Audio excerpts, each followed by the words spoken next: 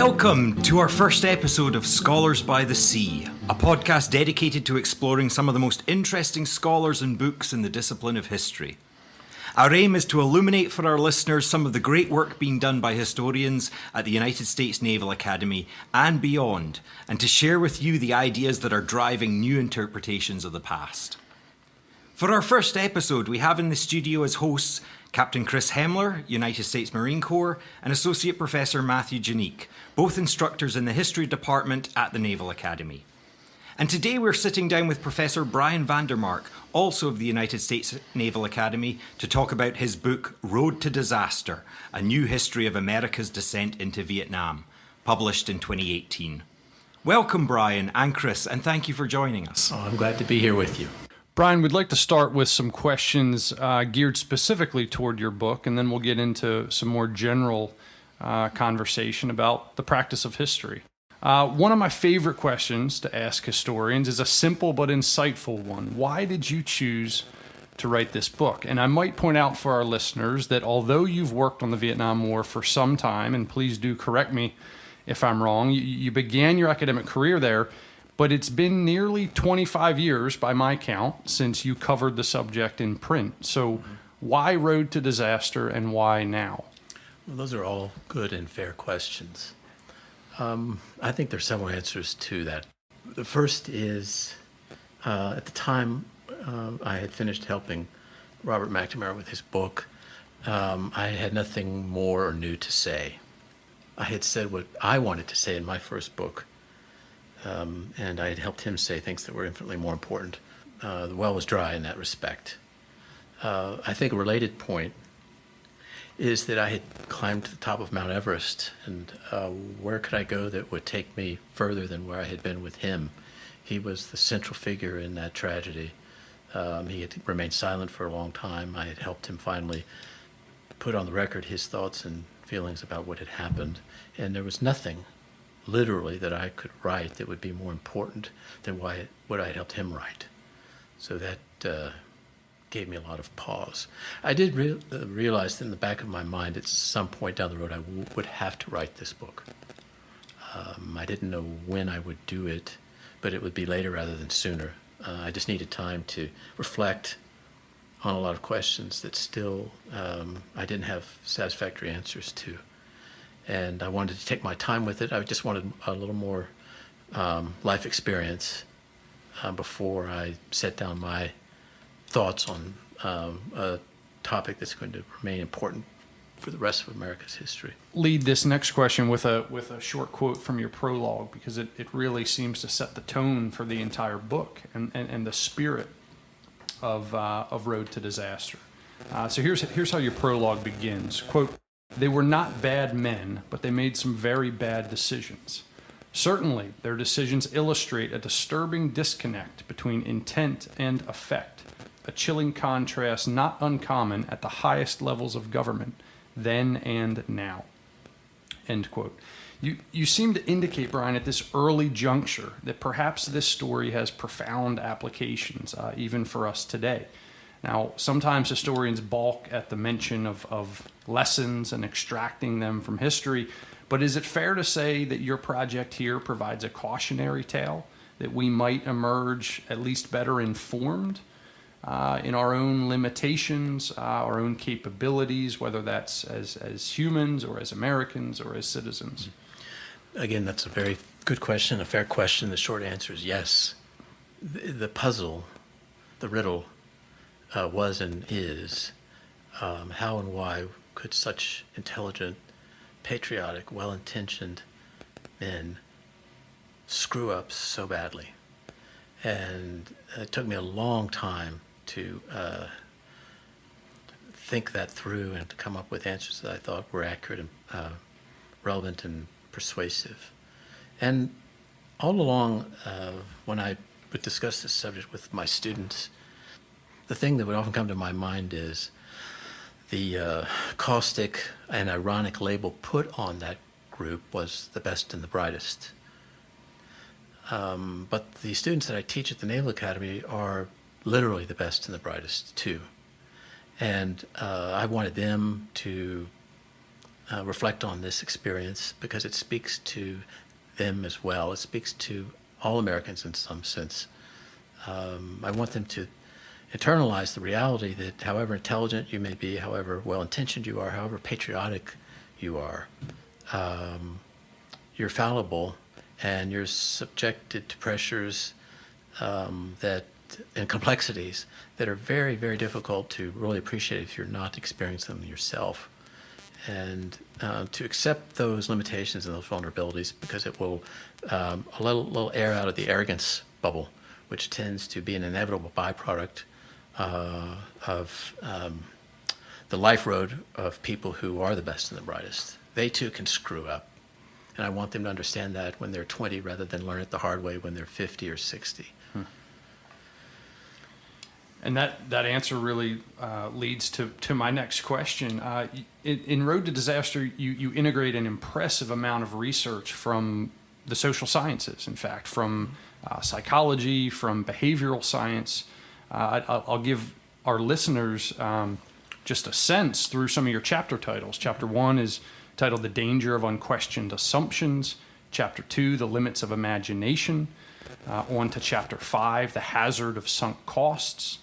Each of these chapters and many more build on a lot of contemporary research in these fields that are not history. And so I'm wondering what the catalyst might have been for you as a historian to clearly set out to situate your story within a broader framework of disciplines. What sets you on that track, and what I guess how would you describe your research outside of history for this book? Well, as we all know, academia is very stovepiped in its structure and its thinking, and the disincentives to crossing disciplinary boundaries and drawing on the tools and insights of other related disciplines is great. And I've always considered that to be small-minded and counterproductive. I've always been interested in the social sciences broadly defined, not just history, but anthropology, psychology, and related fields. And when you read in those subjects, it almost immediately gets you thinking, what are the tools and insights that those disciplines have to offer that are relevant to what I'm doing, which is trying to narrate and explain a story. And the degree to which you can utilize those tools to produce a richer, deeper history, I think it's relevant and useful. I also think it has the unintended effect of allowing you to draw broader insights, to generalize from the specific. And one of the things that pleases me the most when I hear from readers of the book is the comment in one form or another to the effect that I've seen that same dynamic at work in my life, in this experience, et cetera, et cetera, et cetera. That it's not an uncommon dimension of that story for good intentions to lead to disaster. I mean, what's that hackneyed cliche, the road to hell is paved with good intentions? It's certainly applicable here, and it's timeless, past, present, and future. Mm-hmm. And maybe to give our readers a tease here, one of my favorite connections here from the social sciences, you write about the Ikea effect in your book. Would you mind explaining just briefly the Ikea effect and maybe how you saw that play out in either the Kennedy or Johnson administrations? Well, as you pointed out in your question, the Ikea effect is the tendency on the part of human beings based on empirical research to place a disproportionately high value on things that they create themselves.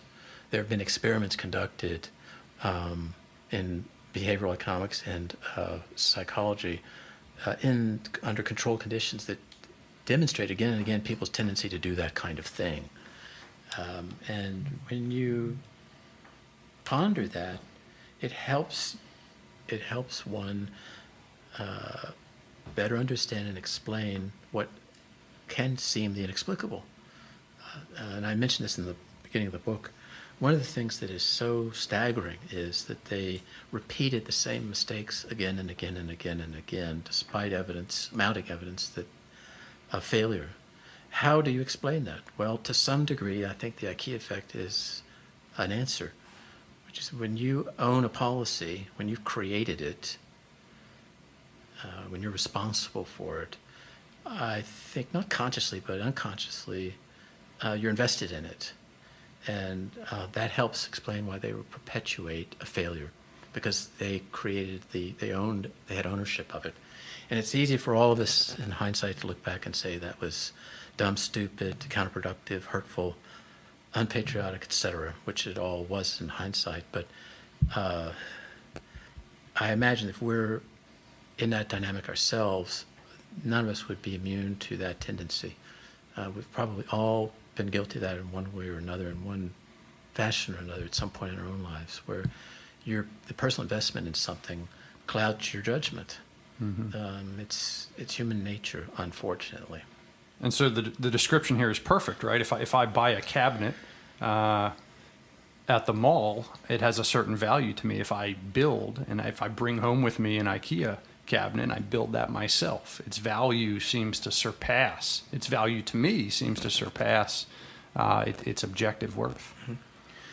And people who are not in the process, that are outside of that, can see the disparity between the quality of a well-made product and one that you slap together yourself. But I mean, what's the famous saying? People are least objective about themselves. That's true of their own policies too. Mm-hmm. And remember too, these are individuals who had strived throughout life, had succeeded in life. They're very competitive in their own way, and they had become habituated to success and not failure, which makes the recognition of failure and the acceptance of failure paradoxically even more difficult. One of the fascinating things I find in your book is the amount of time you spend analyzing the Kennedy administration and Kennedy's team of advisors well before 1965 and well before Kennedy's assassination and well before a lot of the forces are in motion in Vietnam. And although I'm a historian and a Marine, I can do simple math. You spend 202 pages on the years before Kennedy's assassination, and that comes out to 37% of the book. That's a sizable portion of the book. Could you explain maybe when we compare Road to Disaster to other histories, the Vietnam War?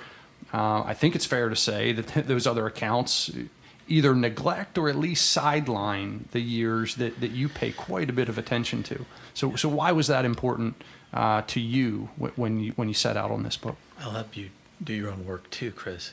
The first two chapters are not even about the Vietnam War. They're about the Bay of Pigs and the Cuban Missile Crisis. And I've received many, many questions from people on varying levels of politeness and courtesy, but all to the effect of, why do you start a history of Vietnam decision-making by devoting the first two chapters to Cuba? It is a fair question, and it's very deliberate. And this is why I did that. I think most histories of Vietnam decision-making take the approach of backing the story up in Indochina to varying degrees, either to the French War or to the war against the Japanese, or before that for centuries, their struggle for independence from China. So that's not unusual. And I think that helps you understand where we are when the big decisions get made. There's a lot of accumulated baggage there that rests in Indochina itself. But I think in addition to that, what hasn't been recognized is the impact on presidential decision-making of the highly dysfunctional relationship between senior military leaders and the White House in the early to mid to late 1960s. And I can say that was the case, but it's more powerful when I illustrate that by telling the story so that the reader can see that for himself or herself. I don't want to get into too much detail here, but the actions, recommendations, and judgments of the Joint Chiefs during both the Bay of Pigs and especially the Cuban Missile Crisis shook first President Kennedy's and then President Johnson's faith in the wisdom of their judgment. Not their patriotism, but their judgment. And that has a tremendous impact on the ability of the service chiefs and the president to let their hair down with each other and really be frank and honest with each other. Because I think one consequence of that tension between the service chief's perspective and the president's perspective was for both to draw their horns and become self-protective and share with the other that which they thought would only be helpful for them in their point of view. It gets in the way of complete candor and honesty. And the examples I would point out, and they're in the book, the service chiefs, there was great division among them over the appropriate strategy to adopt in Vietnam. The Attrition Strategy was the one that was accepted and followed, but elements within the Army and the Marine Corps had many, many questions about the applicability of that strategy. Thank you for those responses. Matthew, I cede the floor. Yeah, it's a tremendous book, and I think what we got from Chris's questions and your responses was exactly that. It's a tremendous book, not as simply as a work of history, but as an insight into human nature. And I'd like to carry on that trend, if I can, by switching gears a little bit and talking about your experience as a historian and teaching at the Naval Academy. And I wonder what initially drew you to history and then to the life of an academic historian? I think there are three things. I cherish the independence of being an academic historian. We all know you're never going to become Bill Gates working as an academic, but your boss is yourself. And I prize that autonomy tremendously. It also gives me time to reflect and to write. I don't have to meet a deadline tomorrow morning. And I think that works for me because it enables me to really turn things over again and again and again until I feel like I've got a handle on them. And then I will offer my 2 bits worth. And I think the final thing is I like sharing what I learn with other people. I want to look back at the end of my life and say I did something worthwhile with my life and not just make a lot of money or climb some ladder or hierarchy and get to the top of whatever greasy pole there may be. That's not for me. Being a professional academic historian has enabled me to achieve a lot of those basic goals in my life. Maybe following up then on that connection, why is it so important that these future naval officers learn history, learn these follies that we've experienced as part of their professional education? Well, I think it's because it enlightens them, it wisens them, and it humanizes them to the degree that they can see themselves in other people. It's a major reality check. That's seriously grounding. I always tell them, because it's true, statistically, probably 1 out of every student in my class will, down the road, become a very senior military officer. Who it is, God knows. Some of it's a function of talent and merit. A lot of it is a function of luck, good and bad, chance and circumstances, they say.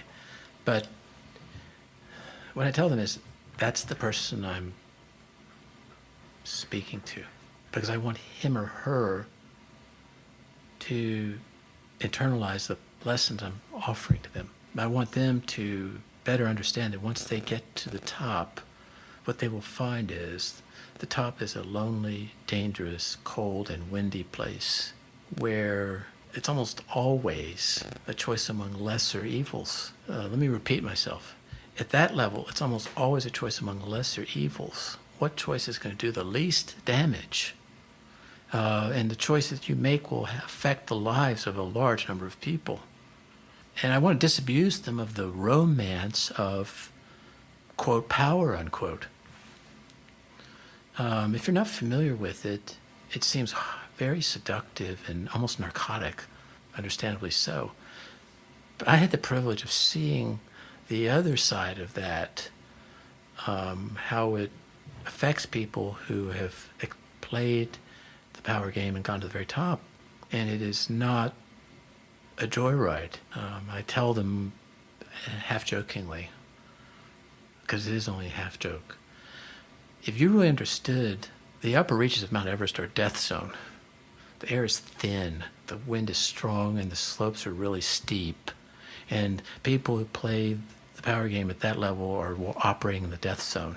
And I tell them, if you really understood that, you wouldn't spend a lifetime dreaming and scheming to get to the very top, because what you'll find out is the top is a cold, dangerous place that will chew up and spit out most of the people who climb up there. How many presidents leave office with their reputation enhanced? I'll finish off then with one final question, and that's about your time at the Naval Academy. Is there a moment of which you are particularly proud? Perhaps, a moment in your classes or where a class has had an obvious impact or a profound impact on a midshipman or a group of midshipmen?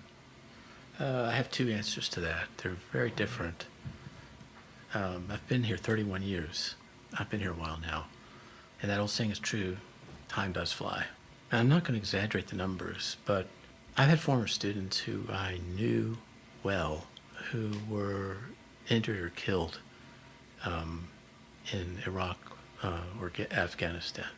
So they weren't just names or faces, they were real people. And it drives home the seriousness of what they are committing to do. You can say that 1,000 times to someone who's 18, 19, 20, or 21 years old. But when it happens to someone you care about, it's like, well, that's very real. So it makes what I do serious. And I think the other thing that I would say in response to your question is, again, I wouldn't exaggerate this, but there have been more than one occasion when I've received emails from Marine officers in the field in Iraq or Afghanistan who were former students of mine, not in the Pentagon, not in some air-conditioned office in the green zone, but at the field. When they tell me, in essence, I just want to write and thank you for allowing me to participate in your course X number of years ago, because one thing that I picked up from that class has helped me better understand what I'm dealing with right now and to respond to it in a more thoughtful way. They didn't need to write that. And what's that old saying? You can't buy that. It's not for sale. Well, Brian, thank you so much for joining us today. And maybe I'd add that as a former student, I love your work. I've loved it since maybe the course you just referenced, your American Foreign Affairs class that I had with you here as a midshipman. And I absolutely loved your newest book, Road to Disaster, A New History of America's Descent into Vietnam. So congratulations on the book. Again, thanks for joining us today. Thanks for having me. Absolutely. To our listeners, thank you for tuning in to our first episode of Scholars by the Sea. We hope you liked what you heard, and we do hope that you'll join us again.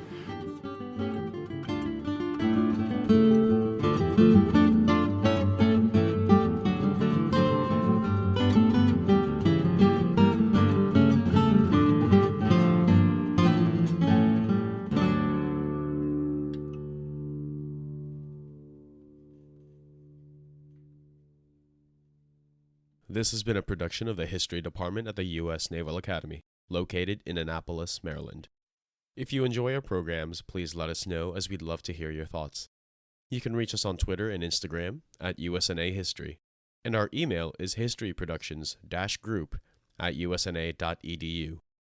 For more information about the History Department at the Naval Academy, please visit usna.edu/history.